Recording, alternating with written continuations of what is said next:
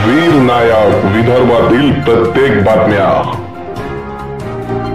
संत शिवानंद महाराज यांच्या मिरवणुकीत वयाच्या 9 वर्षापासून भक्तीच्या मार्गात असलेल्या प्रेमांशूचा सोनोरा भिलटेक येथील आत्या बबिता ठोंबरे तसेच मामाजी महेंद्र व संपूर्ण ठोंबरे परिवारात त्यांच्या भक्तीचा मार्ग पाहून त्याचा 15वा वाढदिवस करण्यात आला।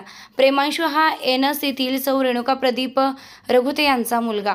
तो लहानपणापासूनच लखलखत्या उन्हात घरातून बाहेर जाऊन मोकाट गाईला पाणी पाजणे, वानरला पार्ले बिस्किटे टाकणे असा जिद्द मन दयाळू व मित्रभाविक मित्राच्या सोबत आहे।